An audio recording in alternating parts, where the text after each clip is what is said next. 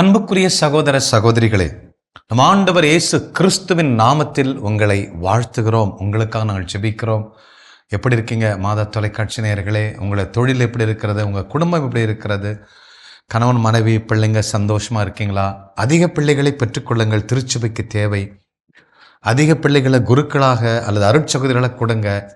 Vacation ரொம்ப ரொம்ப தேவைப்படுகிறது. உங்கள் பிள்ளைகளை நல்ல முறையில் வளருங்கள். நாளைக்கு எதிர்காலம் அவங்க கையில் தான் இருக்கு இல்லைங்களா? ஆகவே நாம் அத்தனை பேரும் பார்க்கிற அத்தனை பேரும் நல்ல முறையில் கடவுளுடைய ராஜ்யத்தில் மிக சிறப்பாக நீங்கள் வாழ வேண்டும் என்று சொல்லி உங்களை வாழ்த்துகிறோம். அன்பான சகோதர சகோதரிகளே, பல வாரங்களாய் கடவுளுடைய ராஜ்யத்தை குறித்து நாம் தியானித்துக் கொண்டிருக்கிறோம். We preach about the kingdom of God.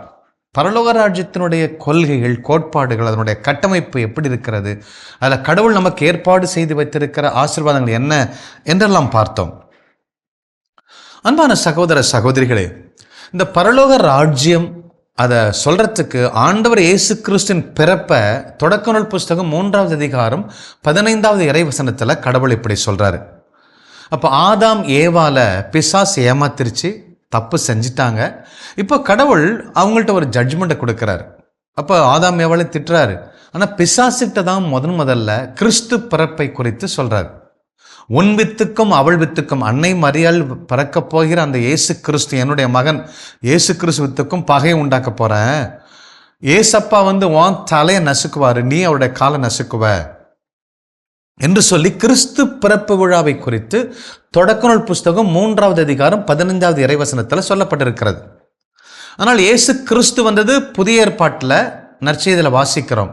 கிட்டத்தட்ட ஆண்டவர் இயேசு கிறிஸ்து பிறக்க போகிறார், புதிய ராஜ்யத்தை கட்ட போறாரு. அவர் இந்த உலகத்தில் ஒரு ஆர்மி, கான்ஸ்டிடியூஷன், டாக்ஸேஷன்னா வரி விதிப்பு இல்லைங்களா? அதாவது 10ல் 1 பங்கு கொடுக்கணும் அப்படிலாம் சொன்னால் புரிஞ்சுக்கணும் இல்லைங்களா? அப்போது இந்த மாதிரி ஒரு அற்புதமான ஒரு அரசாங்கத்தை, நல்வாழ்வின் திட்டங்களை கொடுக்கக்கூடிய அரசாங்கத்தை ரீஎஸ்டாப்ளிஷ் பண்ணுறதுக்கு, மக்களை மீட்டு அந்த அரசாங்கத்துக்குள் இருளின் அதிகாரத்திலிருந்து ஒளியின் ராஜ்யத்துக்குள் கொண்டு வருவார் அப்படிங்கிறத பிசாசிடம்தான் ஃபர்ஸ்ட் பிதாவாகிய தேவன் அறிவிக்கிறாரு, சேலஞ்ச் பண்ணுறாரு. ஆனால் நம்மளுடைய கேள்வி என்னன்னா, ஏன் தொடக்க நூல் புஸ்தகத்திற்கும் புதிய ஏற்பாட்டிற்கும் கிட்டத்தட்ட 2000 ஆண்டுகள், சில பேர் சொல்றாங்க 5000 ஆண்டுகள் இருந்தது அப்படின்னு சொல்றாங்க. ஆனால் சயின்ஸ் என்ன சொல்லுதுன்னா, உலகம் தோன்றி 1 கோடி ஆண்டுகள் ஆச்சு அப்படின்னு சொல்றாங்க. அப்போ நம்ம மினிமம் ஒரு 2000 to 5000 இயர்ஸ் புதிய ஏற்பாட்டுக்கும் தொடக்க நூல் புஸ்தகத்துக்கும் இருந்துன்னு வச்சுங்களேன். ஏன் இப்போ ஒரு 3000 ஆண்டுகள் கழிச்சு தான் இயேசு கிறிஸ்து இந்த பரலோக ராஜ்யத்தை எஸ்டாப்ளிஷ் பண்ண வந்தாரு? ஏன் கிறிஸ்மஸ், இயேசு கிறிஸ்து பிறப்பு விழா இவ்வளோ தள்ளி போச்சு அப்படிங்கிறத பற்றி தான் நம்ம தெரிந்து கொள்ள வேண்டும். அப்போ பரலோக ராஜ்யத்தினுடைய படிப்பனைகளை அதை சொல்லி புரிகிற அளவுக்கு, அதே மாதிரி அவர் என்ன சொல்ல போறார் அதே மாதிரி ஒரு புரோட்டோடைப் மாடல் இந்த உலகத்தில் ஓரளவுக்கு இருந்துச்சுன்னு சொன்னா, இப்போ இவங்க சொல்ற கடவுள் சொல்ல போகிற அந்த அர்த்தங்கள், பரலோக ராஜ்யத்தினுடைய கட்டுப்பாடுகள், கோட்பாடுகள், அதெல்லாம் அவங்க புரிஞ்சுப்பாங்க. அதுக்காக தான் கடவுள் இவ்வளோ ஆண்டுகள் வெயிட் பண்றாரு பாருங்க. நான் இப்போ உங்களுக்கு தொடக்க நூலிருந்து இறுதி வர புதிய ஏற்பாடு வர நம்ம ஒரு ரன் த்ரூ பண்ண போறோம். இதை மனசில் வச்சுக்கணும். கடவுள் மிகப்பெரிய ஒரு கம்யூனிகேட்டர். பிள்ளைகளுக்கு தான் சொல்றது புரியணும், புரிகிற அளவுக்கு அவங்களுக்கு ஒரு மாடல் அரசாங்கத்தை உண்டாக்கணும் இந்த உலகத்தில். அந்த மாடல் அரசாங்கம் உண்டாச்சுன்னா தான் இது மாதிரி தான் அப்பா, அதை விட சிறந்தது என்று சொல்ல முடியும். இது ஒரு பிராக்டிக்கல் டிமான்ஸ்ட்ரேஷன். அதுக்கு தான் இத்தனை ஆண்டுகள் ஆண்டவர் இயேசு கிறிஸ்து காலம் தாமதித்து வந்தார். ஏன்னா இறைவாக்கில் எல்லாமே வரப்போறாரு சொன்னாங்க. ஆதாம் ஏவாள்கிட்ட சொன்ன விஷயத்தை தான், அந்த பிசாஸ்ட சொன்ன விஷயத்தை தான் அத்தனை எலியா, எலிசா, எரேமியா, எசையா, எசேக்கியேல், தானியேல் அத்தனை பேர் அவங்க சொன்னாங்க. அப்போ ஏன் காலம் தாழ்த்தப்பட்டது? அப்போ இதுதான் நல்ல ஒரு மாடல் புரோட்டோடைப் கவர்மெண்ட் இந்த உலகத்தில் இருந்தால் தன்னுடைய அரசாங்கம் எப்படிங்கிறத சொல்ல முடியும். அதற்காக தான் காத்திருந்தார். கடவுள் இயேசு கிறிஸ்து வரக்கூடிய தகுந்த காலம் அங்கே இல்லை. அப்போ விவிலியத்தில் பார்த்தீங்கன்னா, ஆதாம் ஏவாள் கடவுளோட பேசி கொண்டிருக்க பொழுது பிசாசு பேச்சு கேட்டு பாவம் செஞ்சாங்க, கீழே விழுந்துட்டாங்க. அப்போ தப்பு செஞ்சாங்க, கடவுளுடைய ராஜ்யத்தை விட்டு துரத்தி விட்டாங்க. அப்போ இதில் தான் ஆரம்பிக்குது பிரச்சனை.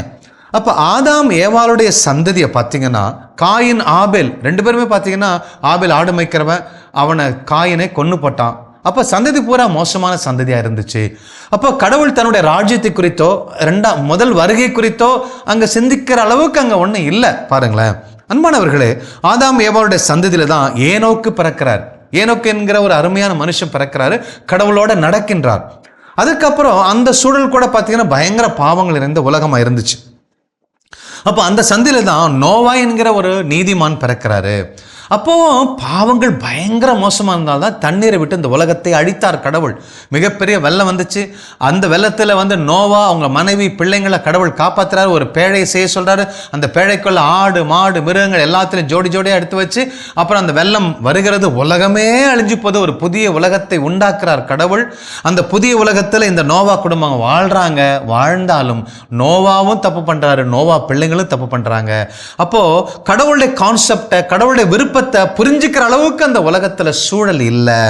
அன்பான சகோதர சகோதரிகளே, அப்போ நோவா முடிஞ்சு ஒரு 10 சந்ததி முடிஞ்ச ஒரு பாடுதான் கடவுள் ஆபிரகாமை போய் தேர்ந்தெடுக்கிறார். தொடக்க நூல் புஸ்தகம் 12வது அதிகாரம் 1 முதல் 4 வரை ஆபிரகாமை அழைக்கிறாரு. நான் உனக்கு பாலும் தேனும் பொழிகிற கானான் தேசத்துக்கு உன்னை அழைத்து செல்வேன் வான்னு சொல்றாரு. காட்சி கொடுக்கிறார். அதை பார்த்துட்டு அந்நிய தெய்வங்களை வித்து கொண்டிருக்கிறவர், கடலுக்கு அப்பால் ஆற்றுக்கு அப்பால் அந்நிய தெய்வங்களை விட்டு கொண்டிருந்தவர் அப்படியே விட்டுட்டு கடவுள் பின்னாடி வராரு. நான் வர ஆண்டவர்னு சொல்லி வராரு. அந்த பார்க்கிற காட்சி, அந்த மகிமை, அந்த குளோரியஸ், அந்த விஷன் அவர் உடனே விட்டுட்டு கடவுள் பின்னாடி போறாரு. அப்போ ஆபிரகாம்கிட்ட ஒரு உடன்படிக்கை செய்கிறார். நான் உன்னை பெரிய இனமாக்குவேன், உனக்கு ஒரு குழந்தை பிறக்கும், அந்த குழந்தை வழியா தேசம் ஆசீர்வதிக்கப்படும் அப்படிங்கிறாரு. அப்போ நீயே ஆசீர்வாதம் இருப்பேன்னு சொல்லி ஆபிரகாம் அழைக்கிறாரு. அப்போ அந்த சூழலில் கூட பரலோக ராஜ்யத்தை குறித்து எஸ்டாப்ளிஷ் பண்ண முடியாது. ஏசப்பா வருவதற்கு தகுந்த காலம் இல்லை. அன்பான சகோதர சகோதரிகளே, ஆபிரகாமுக்கு வயசான காலத்தில் அவர் விசுவாசின் தந்தை என்று அழைக்கப்பட்டார். குழந்தை இல்லை. 75 அழைக்கிறாரு, 99 வரையும் குழந்தை இல்லை. ஆனால் கடவுள் வாக்குறுதி கொடுத்தார். விசுவாசத்தினால் நம்பினார். 100 வயதில் அவருக்கு ஈசாக் என்கிற அருமையான ஒரு குழந்தை பிறந்தது. ஈசாக் போய் வளர்றான். விதைக்கிற இடமெல்லாம் அறுவடை செய்கிறான். தண்ணி இல்லைன்னு சொல்லுவாங்க, அவன் போய் கேணி தோண்டினா தண்ணி வரும். அப்படி ஒரு வல்லமையுள்ள சந்ததியா பாரு. கொஞ்சமா இந்த மனிதர்களை கடவுளுடைய ராஜ்யத்தை புரிந்து கொள்ளும்படி வளர்க்கிறார் பாருங்க. அப்போ ஈசாக்கு திருமணமாச்சு. ஈசாக்கு 2 பிள்ளைகள் பிறக்கிறாங்க. 2 பிள்ளைகள், அவங்க பேர் என்னன்னா ஏசு அண்ட் ஜேக்கப். யாக்கோபு அண்ட் ஏசா என்று 2 பிள்ளைகள் பிறக்கிறாங்க. கடவுள் யாக்கோபை தேர்ந்தெடுக்கிறார். யாக்கோபு என்றால் ஏமாற்றுக்காரர் என்று பொருள். ஏசா சாப்பாட்டு பிரியராக இருந்ததுனால யாக்கோபை தெரிந்து கொள்கிறார். அப்போ அவங்க அம்மா என்ன செய்யறாங்க? யாக்கோபுடைய அம்மா, ஈசாக்குடைய மனைவி, நீ ஓடி போயிடுறா, அண்ணனுடைய ஆசீர்வாதங்களை ஏமாத்திட்ட, என்னுடைய சகோதரன் இருக்கிறார் லாபான் வீட்டுக்கு போயிரு, அங்க போயிருந்துன்னு சொல்லி துரத்தி விடுறாங்க. யாக்கோபு அங்க போறார். அன்பான சகோதர சகோதரிகளே, யாக்கோபுக்கு லாபானுக்கு 2 பிள்ளைகள் இருந்தாங்க, ராக்கேல் அண்ட் லேயால். அப்போ இந்த ராக்கேல் லேயால் 2 பேரும் அந்த கணவனோட வாழ்ந்தாங்க. அந்த கணவனோட வாழ்ந்த அந்த காலங்களில் ஆடு மேய்ச்சிக்குவாரு. ஆனால் ஒவ்வொரு ஆண்டும் குழந்தைகள் பிறந்து கொண்டே இருந்தது. சில ஆண்டுகளுக்கு பிற்பாடு அன்பான சகோதர சகோதரிகளே, அப்போ அவர்களுக்கு ஒட்டுமொத்தமாக 12 குழந்தைகள் பிறந்துச்சு. அப்போ பல ஆண்டுகள் கழிச்சு அவர் தன் சொந்த சகோதரனை, ஏசாவோட சண்டை போட்டு ஓடினவர், இப்போ நம்ம ரெக்கன்சில் பண்ணிப்போம் என்று சொல்லி ஏசாவை பார்க்க திரும்பி வராரு. அப்போ திரும்பி வரும்பொழுது ஒரு ஆற்றை கடக்கும் பொழுது இரவில் யாக்கோபை சந்தித்து கடவுள் சண்டை போடுறாரு. அப்போ விடிய கடவுள் சண்டை போட்டு நான் தாயா உன் கடவுள் என்று வெளிப்படுத்துகிறார். அப்போ தான் கடவுளை பிடிச்சி கெஞ்சி கேட்குறாரு. அப்போ அவங்களுக்குள்ள ஒரு ஒப்புரவு நடக்குது. என்ன நடக்குது என்று சொன்னால், இனிமேல் உன் பெயர் யாக்கோப் அல்ல இஸ்ரேல் என்று பெயரிடுகிறார். இப்போதான் முதல்ல ஒரு சமூகம் தொடங்கப்படுகிறது. இஸ்ரேல் என்கிற ஒரு சமூகம். இப்போதான் அந்த யாக்கோபை அந்த கடல் அந்த ஆற்றலை சந்தித்து இரவு முழுவதும் கடவுள் சண்டை போட்டு அவனுடைய பண்புகள் எல்லாம் மாற்றாரு. இவன் வழியாக அந்த சந்ததி ஆஸ்வதிக்க போறேன், உலகத்தில் ராஜ்யத்தை கட்ட போறேன்னு சொல்லி அவன் பேரை இஸ்ரேல் என்று பேர் வைக்கிறாரு. கடவுளை ஆராதிக்கிற ஒரு மனுஷனாய், கடவுளுக்கு நேர்மையோடு வாழக்கூடிய ஒரு மனுஷனா இஸ்ரேல் வாழ்ந்தார். அப்போ அன்பான சகோதர சகோதரிகளை, யாக்கோபு பிள்ளைகள்கிட்ட ஒருவன் தான் யோசேப்பு. அந்த 12 கோத்திரத்தில் யோசேப்புக்கு சிறு வயதிலிருந்து கனவுகள், கடவுள் காட்சிகளை கொடுத்தாரு. என்ன நடக்க போகுது பின்னாடிங்கிறத அற்புதமாக முன்னுக்கூட்டியே விளக்கினாரு. இதை பார்த்த பராமப்பட்ட சகோதரர்கள், இந்த 12 சகோதரர்கள், யாக்கோபுடைய 12 பிள்ளைகளில் பராமப்பட்டு அவனை எகிப்துக்கு வித்துறாங்க. இப்போ எகிப்தில் யோசேப்பு விற்கப்பட்ட, அடிமையாக விற்கப்பட்ட அவர் அங்கே கடவுளால் சிறைபிடிக்கப்பட்டார். கடவுளால் அபிஷேகிக்கப்பட்டு அவன் அந்த எகிப்து ராஜாவுக்கே ஆலோசனை கொடுக்குற அளவுக்கு வளர எகிப்தின் கவர்னராய் கடவுள் மாற்றுகிறார். பாருங்க இப்போதான் கொஞ்சமாக அரசாங்கம் சாதாரண மக்களை, ஆடு மேய்க்கிறவங்க மாடு மேய்க்கிறவங்க இப்படி கொஞ்சமாக கொண்டு போய் அரசாங்கத்தினுடைய அபிஷேகத்தெல்லாம் கடவுள் காட்டுறாரு. பாருங்க அப்போ யோசேப்பு அந்த எகிப்தில் மிகப்பெரிய ஒரு பஞ்சம் வரப்போகுதுன்னு சொல்லி கடவுள் காட்டி கொடுத்தார். அப்போ யோசேப்பு கவர்னர் போட்டதுனால பல ஆண்டுகள் உழைத்து சம்பாதித்து பான்ஸ் மிகப்பெரிய கிடங்குகளை கட்டி அங்கெல்லாம் சாப்பாடெல்லாம் சேமித்து வைக்க ஆரம்பித்தார். உலகம் முழுவதும் பஞ்சம். அந்த பஞ்சத்தில் எகிப்து தான் உலகத்தார் அத்தனை பேருக்கும் சாப்பாடு கொடுக்குற அளவுக்கு அந்த எகிப்து முன்னேறி வந்தது. அது காரணம் யோசேப்புக்கு கடவுள் கொடுத்த அந்த ஆசீர்வாதம், ப்ராஃபசி, வல்லமை.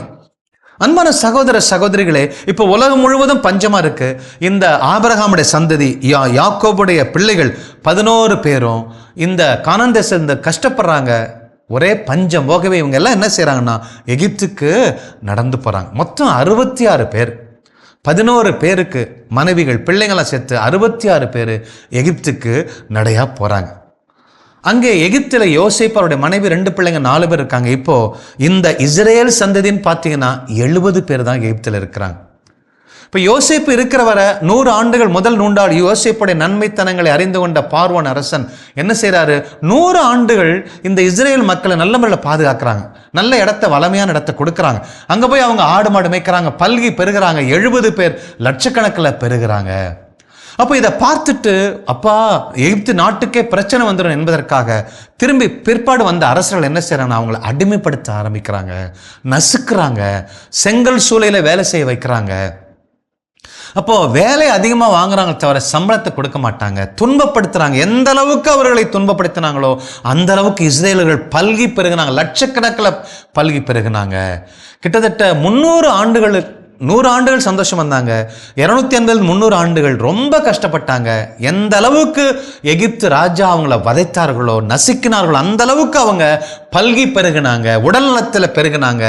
அன்பான சகோதர சகோதரிகளே, இப்பதான் மோசேய கடவுள் யோசேனுடைய 80வது வயதுல மோசேயை அழைத்து அந்த எகிப்து தேசத்துல அவங்களை விடுவிக்கிறார். மோசே இந்த 11 கோத்திரத்துல லேவியர் கோத்திரத்தில் பிறந்தவர் தான் மோசே. மோசே ராஜாவிட்ட வளர்ந்தாரு. அவர் ஒரு கொலை செய்ததுனால பார்வோன் ராஜ அரசு வேண்டான்னு சொல்லி ஒரே ஓட்டம் ஓடி பாலைவனத்தில் வாழ்ந்தார். 40 ஆண்டுகள் பாலைவனத்தில் வாழ்ந்தார். 80 வயது மோசே இருக்கும் பொழுது இந்த எகிப்தில் மக்கள் படுகிற வேதனை மிகவும் மோசமாக இருக்குன்னு சொல்லி அவங்க 20 லட்சம் 30 லட்சம் பேர் பெருகிவிட்டார்கள். இவர்களை விடுவிக்க வேண்டும் என்று சொல்லி மோசே கடவுள் அனுப்புகிறார். மோசே எங்கே போறாரு, அற்புதங்கள் மேல் அற்புதங்கள் செய்கிறாரு, அவர்களை விடுவிக்கிறார். பாருங்க, அவர்களை விடுவிச்சு கொண்டு வரார். காட்டு வழியா 40 ஆண்டுகள் பாலைவனத்தில் அவங்க பிரயாணம் இருக்கிறது. அப்போதான் செங்கடலை கடக்கிறார்கள். கடைசியில் பாலும் தேனும் பொழிகிற கானான் தேசத்துக்கு நுழைகிறாங்க. இப்போ இவங்க 20 லட்சம் 30 லட்சம் 40 லட்சம் 50 லட்சம் பல்கி பெறுகிறாங்க. அப்போ இவர்களை பாதுகாக்க ஒரு அரசர் தேவை. அப்போ அரசரன் என்று மக்கள் கேட்கிறாங்க, எங்களை பெரிய கூட்டம் ஆயிடுச்சு. அப்போ யூதா இஸ்ரேல் என்ற 2 கூட்டம் ஆயிடுச்சு. மக்கள் ஒன்றாக இருந்தார்கள். அப்போ அரசர் ஒருத்தரை கேட்கிறாங்க. அப்போ அரசரை கேட்கும் பொழுதுதான் சவுல் என்கிற அரசரை தேர்ந்தெடுக்கிறாங்க. சவுல் என்கிற அரசர் என்ன செய்யறாரு, நல்லா தான் ஆரம்பிக்கிறாரு, ஆனா தன்னை மகிமைப்படுத்துகிறார், கடவுளை விட்டுறாரு, கடவுள் கீழ்ப்படியாம வாழ்றாரு. உடனே தாவீது, தன்னை மனதுக்கு இதயமான தாவீதை கடவுள் தேர்ந்தெடுக்கிறார். தாவீது அற்புதமாய் ஆட்சி செய்கிறார். கடவுளுடைய அன்புனா என்ன, நீதினா என்ன, பாவத்தை எப்படி மன்னிக்கிறாரு, அருமையா அவர் பாடுறாரு, துதிக்கிறாரு, இசைக்கருவோடு கடவுளை துதிக்கிறார். எவ்வளவு சங்கீதங்களை எழுதினார். சங்கீதம் முழுவதும் எழுதப்பட்டது அவரால். அன்பான சகோதர சகோதரிகளே, தாவீதும் தப்பு பண்றாரு.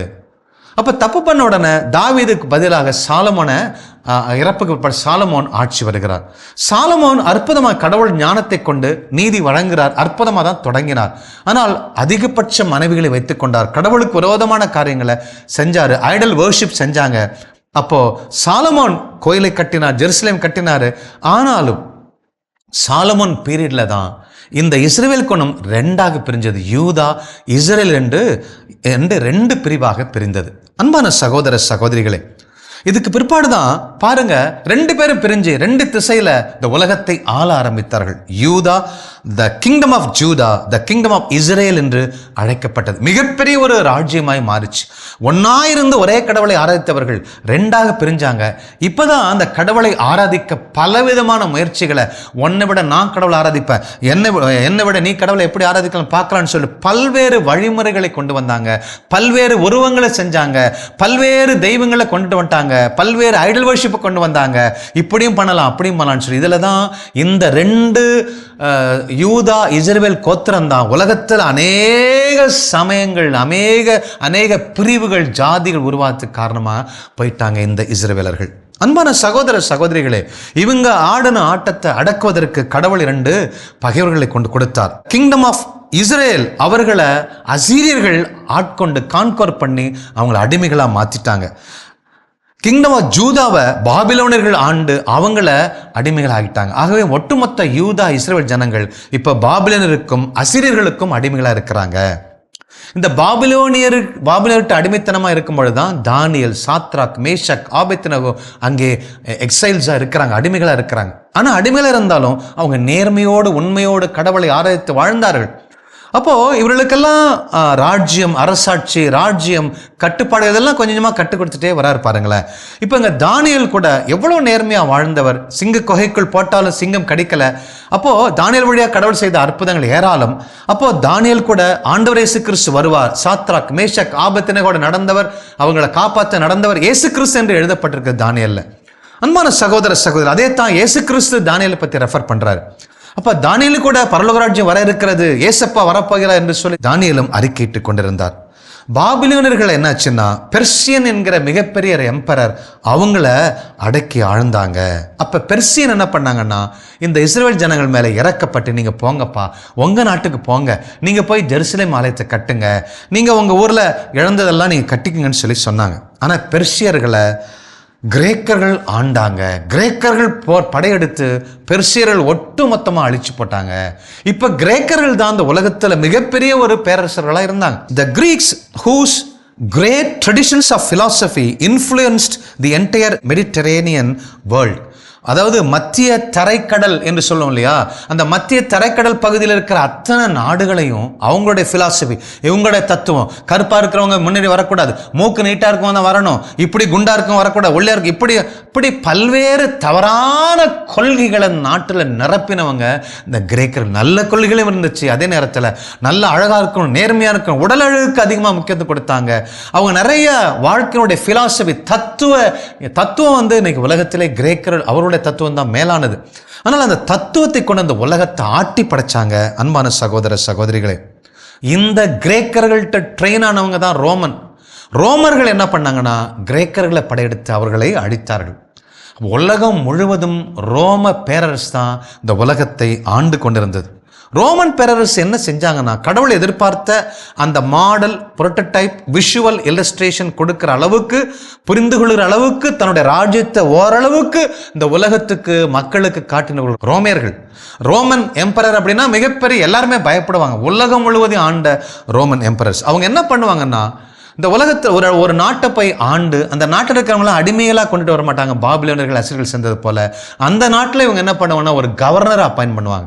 அந்த கவர்னர்கிட்ட தன்னுடைய தன்னுடைய ராஜ்யத்தினுடைய கொள்கை கோட்பாடுகள் படி அந்த ஊர் ஆளுங்க அந்த ஊர்லேயே வாழ்ந்தா போதும். ஆனால் ரோமனுடைய வேல்யூஸ், அதனுடைய பிலாசபி, அதை தான் அங்கே நடக்கணும், அந்த தெய்வத்தை அங்கே வணங்கணும். அன்பான சகோதர சகோதரிகளே, அப்போ கடவுள் எதிர்பார்த்த ஒரு சூழல் இப்பதான் ரோமன் எப்ப ஆண்டாங்களோ அப்பதான் எல்லா ஊர்லயும் ஒரு கவர்னரை போட்டாங்க. ஒட்டுமொத்த உலகத்தை ஒரு ஆள், சீசர் என்கிற ஒரு அரசர் ஆள்கிற அளவுக்கு இந்த உலகத்தை கட்டுப்பாட்டுகள் கொண்டு வந்த ரோமன் எம்பரர்ஸ். இதைத்தான் பவுலடிகளார் கலாத்தியர் கடித நிருபத்தில் 4வது அதிகாரத்தில் 4வது வசனத்தில் இப்படி சொல்றார்: காலம் நிறைவேறிய போது திருச்சட்டத்திற்கு உட்பட்டிருந்த நம்மை மீட்டு தம் பிள்ளைகள் ஆக்குமாறு கடவுள் தம் மகனை பெண்ணிடம் பிறந்தவராக திருச்சட்டத்திற்கு உட்பட்டவராகவும் அனுப்பினார் அப்படிங்கிறார். காலம் நிறைவேறிடுச்சு அப்படின்னா, கடவுள் இயேசு கிறிஸ்து இந்த உலகத்துக்கு வந்து பிறந்து மரித்து நம் பாவங்களுக்காக பரிகாரம் செஞ்சு நம்முடைய பரலோக ராஜ்யத்துக்குள்ள நுழைய வைக்கிறதுக்கு ஏதுவான மாடல், புரோட்டோடைப் கவர்மெண்ட்டு வந்துருச்சு. அதனால்தான் இந்த 2000-3000 ஆண்டுகள் காத்திருந்து கடவுள் வந்தாரு. அன்பான சகோதர சகோதரிகளே, ஆண்டவர் இயேசு கிறிஸ்து இந்த உலகத்துக்கு வந்தபோது ரோமன் பேரரசு தான் இந்த உலகத்தை ஆண்டுச்சு. ரோமன் பேரரசில் எல்லாரும் என்ன பேசினாங்கன்னா, அவங்க கிரீக் அண்ட் லட்டின் தான் எல்லாரும் பேசினாங்க. அன்பான சகோதரர், அராமிக் பேசினாங்க. ஆண்டவர் இயேசு கிறிஸ்து அராமிய மொழியில தான் பேசினார். ஆனால் கிரேக்க மொழி, கிரேக்கர்கள் ஆண்டதால் கிரேக்க மொழியை பேசினாங்க, லட்டின் பேசினாங்க. ஆனால் முதல்ல பைபிள் எழுதப்பட்டது, ஆண்டவர் இயேசு கிறிஸ்து பேசினது அராமிக் மொழியாக இருந்தாலும் எழுதுனது கிரேக்க மொழி. அதுலேருந்து லட்டின் டிரான்ஸ்லேட் பண்ணாங்க, லட்டின்லேருந்து தான் அராமிக் வந்துச்சு, மற்ற மொழிகள் வந்துச்சு. அப்போது அன்பான சகோதர சகோதரிகளே, நமக்கு ஏற்ற ஒரு பரலோக ராஜ்யத்தை கொடுத்திருக்கிறார். 2ஆம் வருகையின் பிள்ளைகளாக நம்ம எவ்வளோ பாக்கியவான்கள். நமக்காக இயேசு ரத்தம் சிந்திருக்கிறாரு. ரத்தம் சிந்தி இந்த பரலோக ராஜ்யத்தை எஸ்டாப்ளிஷ் பண்ணியிருக்கிறார், நமக்கு புரிய வைத்திருக்கிறார். அவ்வளோ அழகான ஒரு டியூட்டர், கம்யூனிகேட்டர், ஒரு டீச்சர் இயேசு கிறிஸ்து. அதனால தான் அந்த காலம் தாழ்த்தி இயேசு கிறிஸ்து வந்தார். கடவுள் நம்மை அன்பு செய்ய. அவருடைய அன்புக்கு அளவே இல்லை. இப்பேற்பட்ட இந்த பரலோக ராஜ்யத்துக்குள் நுழைவதற்கு நமக்கு எது தடையாக இருக்குது? தூக்கிப்பட்டு வாங்க. பரலோக ராஜ்யத்தில் நாமும் அவருடைய குட்டி அரசர்களாய், குட்டி ராணிகளாய் இந்த உலகத்தை கலக்குவோம். God plus. கிறிஸ்து இயேசுவில் அன்புக்குரியவர்களே, நம்முடைய மீட்பு திட்டத்தை இந்த நாளில் நாம் இந்த செய்தியில மிக அழகாக தெளிவாக நாம் சொல்ல கேட்டோம். ஏதோ பழைய ஏற்பாடு, அது புஸ்தகம், இது ஒரு புஸ்தகம், ஏதோ ஒரு சுமையை தூக்கி கொண்டிருப்பது போல அல்ல. நம்ம ஒவ்வொருவருக்கான மீட்பு திட்டம் அது எப்படியாக அது நிறைவேற்றப்பட்டது. தொடக்க நூலில் சொல்லப்பட்ட காரியம் எப்படி நாம் இந்த கலாத்தியல வாசித்தபடி காலம் நிறைவேறிய பொழுது, அப்ப அந்த காலம் எப்படி நிறைவேறியது, எதெல்லாம் ஆண்டவர் ஏற்பட செய்திருக்கின்றார். அவர் கொடுத்த ஒவ்வொரு வாய்ப்பையும் மக்கள் தவற விட்டு கொண்டே வந்தாங்க. ஆனால் ஒரு அமைப்பை அவர் காட்டி, இதோ இது போல தன்னுடைய ராஜ்யம் எஸ்டாப்ளிஷ் ஆக போகுது, அவருடைய சித்தம் மட்டுமே இங்க நடக்க வேண்டும், ஒரே அரசர், ஒரே எம்பரர் தான் என்று சொல்லி அந்த அளவு ஒரு தெளிவை மக்களுக்கு கொடுக்கும்படியாக அந்த காலம் முழுவதும் அவர் நடத்தி வந்தார். இப்பொழுது நமக்கு அந்த மிகப்பெரிய ஒரு வாய்ப்பு. ஏதோ நம்ம தேடி போக வேண்டியதில்லை, அவர் நம்மை தேடி வந்து விட்டார். காலம் நிறைவேறி விட்டது. கடவுள் அரசு இயேசு கிறிஸ்தின் வழியாக நமக்கு கொடுக்கப்பட்டு விட்டது. அதைத்தான் நாம் அந்த கலாத்தியர் நூலிலே 4வது அதிகாரத்தில் 4, 5, 6 வசனங்களில் இவ்வாறு வாசிக்கிறோம். ஆனால் காலம் நிறைவேறிய போது திருச்சட்டத்திற்கு உட்பட்டு இருந்த நம்மை மீட்டு தம் பிள்ளைகள் ஆக்குமாறு கடவுள் தன் மகனை பெண்ணிடம் பிறந்தவராகவும் திருச்சட்டத்துக்கு உட்பட்டவராகவும் அனுப்பினார். இது அவர் செய்து முடிச்சிட்டார். ஆகவே நம்ம எபிரேயர் புத்தகத்துல வாசிக்கிறபடி அந்த ஏற்கனவே இருந்த அந்த திருச்சட்டத்தினாலான அந்த உடன்படிக்கையை மீறி நாம் செய்த பாவங்கள் அத்தனையும் இந்த புதிய உடன்படிக்கை வழியாக இயேசு கிறிஸ்து வழியாக அவர் மன்னித்து விடுகின்றார். ஆகவே அடுத்தது என்ன? 6வது வசனம் சொல்கிறது, நீங்கள் பிள்ளைகளாய் இருப்பதால். இதுவரைக்கும் இருந்தது வேற, ஆனா புதிய ஏற்பாடு, புதிய உடன்படிக்கை, இயேசு கிறிஸ்துவின் ரத்தத்தினால் உண்டான அந்த உடன்படிக்கையின் வழியாக நாம் பிள்ளைகளாய் மாறுகின்றோம். கடவுளின் பிள்ளைகளாய் இருப்பதால் கடவுள் தன் மகனின் ஆவி உங்கள் உள்ளங்களுக்குள் அனுப்பியுள்ளார். அந்த ஆவி அப்பா தந்தையே என கூப்பிடுகிறது. பாருங்க, இப்படித்தான் நம்ம கடவுளை கூப்பிடணும், இப்படித்தான் அந்த ராஜ்யத்தின் பிள்ளைகளை நம்ம வாழணும்னு கடவுள் எதிர்பார்க்கிறார். அதான் போப்பாண்டவர் சொல்வாரு, religion should not bind anybody, it should liberate அப்படிங்கிறார். விடுதலையாக்குவதுதான் ஒரு சமயமா இருக்க முடியும். ஆகவே நாம் விடுதலையான பிள்ளைகளாக அப்பா பிதாவின் உரிமையோடு கேட்டு அவருடைய ராஜ்யத்தின் பிள்ளைகளாக வாழணும். அப்பா தந்தையே என கூப்பிடுகிறது. ஆகையால் இனி நீங்கள் அடிமைகள் அல்ல, பிள்ளைகள் தாம். பிள்ளைகளாகவும் உரிமை பேறு உடையவர்களாகவும் இருக்கிறீர்கள். பிள்ளைகள்னா அதுக்குரிய ஹெரிட்டேஜ் உங்களுக்கு இருக்கு, உரிமை பேறு உங்களுக்கு இருக்கிறது. அத்தனையும் அவர் கொடுத்து விட்டார். இது கடவுளின் செயலே என்று சொல்லி அந்த பகுதியில வாசிக்கின்றோம். இதாங்க கடவுள் கொடுத்திருக்கிற அந்த மகா பெரிய ஸ்லாக்கியம். எல்லாவற்றையும் கொடுத்து விட்டார். நாம சந்தோஷமா அந்த ராஜ்யத்தின் பிள்ளைகளா வாழணும், அந்த ராஜ்யத்தின் கோட்பாடுகளின் படி வாழணும். அவ்வளவுதான். நமக்கென ஒரு வழி, நம்ம இஷ்டம் அப்படி இல்லை. கடவுள் ஒருவர் தான் அரசர், அரசருக்கெல்லாம் அரசர். அவருடைய ராஜ்யத்திற்கு உட்பட்டு நாம் அரசாட்சி செய்ய வேண்டியவர்கள். பாருங்கள், பாடுவோம். என்னை தேடி இயேசு வந்தார், எந்த வாழ்வை மாற்றி விட்டார். நான் பாடுவேன், ஸ்துதிப்பேன், அவருடைய பிள்ளையா நடந்து கொள்வேன், அவருடைய பெயருக்கு ஏற்ப, அவருடைய விழுமியங்களுக்கு ஏற்ப நான் வாழ்வேன் என்ற உறுதியோட கரங்களை தட்டி பாடுவோம்.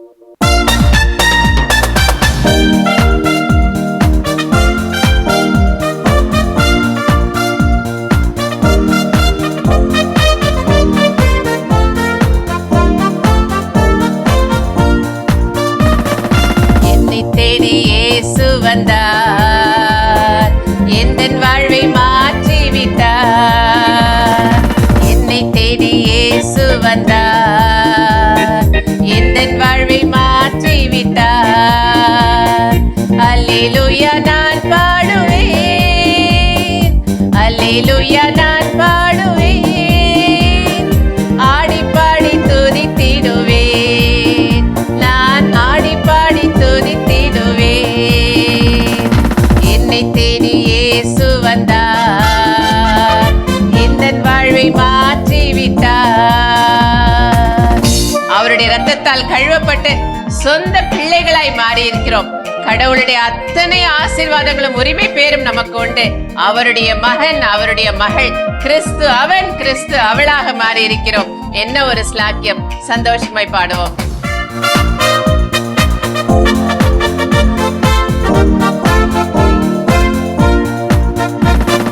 மகனானே நான் மகளானே,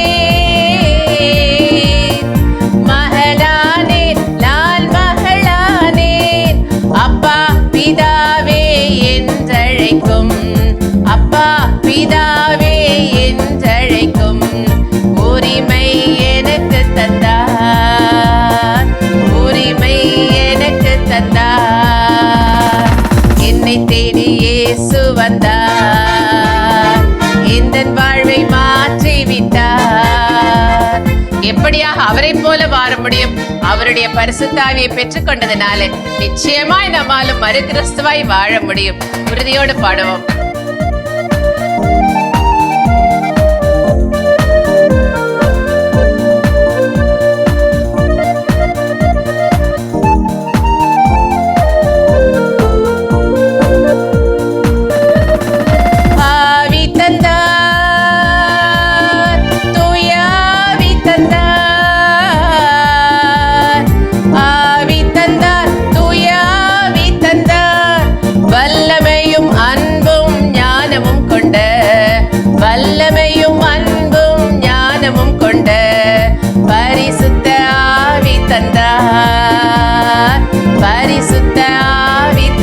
பாடுவோமா?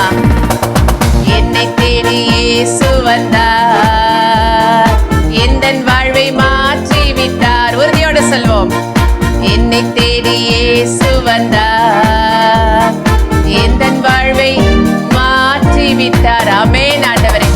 அப்பா, பழையன கழியட்டும், புதியன புகட்டும் ஆண்டவரே. எங்கள் ஊனியல்புக்குரிய வாழ்க்கை மறையட்டும் அப்பா. கிறிஸ்துவுக்குள் நாங்கள் பெற்றுக்கொண்ட அந்த பரிசுத்த ஆவியானவருடைய வாழ்க்கை, ஆவிக்குரிய ஒரு ஜீவன் எங்களுக்குள் துவங்கட்டும் ஆண்டவரே. கடவுளின் ராஜ்யத்தின் பிள்ளைகளாய், மகனாக மகளாக ஆண்டவரே, அப்படிப்பட்ட ஒரு கண்ணியத்தோடு அப்பா அரசர்களாக நாங்கள் இந்த உலகத்தில் வாழ, அந்த உலகத்தை ஆட்சி செய்ய, ஆண்டு கொள்ள எங்களுக்கு கற்றுத்தாரும் ஆண்டவரை. வழி நடத்தும். எங்கள் வாழ்வை உமக்கு அர்ப்பணிக்கிறோம். இணைப்பில் உள்ள ஒவ்வொருவரும் உமக்கு அர்ப்பணிக்கிறோம் சுவாமி. உங்க இஷ்டம் போல எங்களை நடத்துவீராக. எங்கள் ஆண்டவர் இயேசு கிறிஸ்துவின் நாமத்தில் ஜெபிக்கிறோம் எங்கள் ஜீவனுள்ள நல்ல பிதாவே, ஆமென். அன்புக்குரியவர்களே, ஆண்டவராக இயேசு கிறிஸ்துவின் மீது முழுமையான நம்பிக்கை கொள்வோம், நிறை வாழ்வை பெற்றுக்கொள்வோம். God bless you. இயேசுவுக்கே புகழ், மரியே வாழ்க.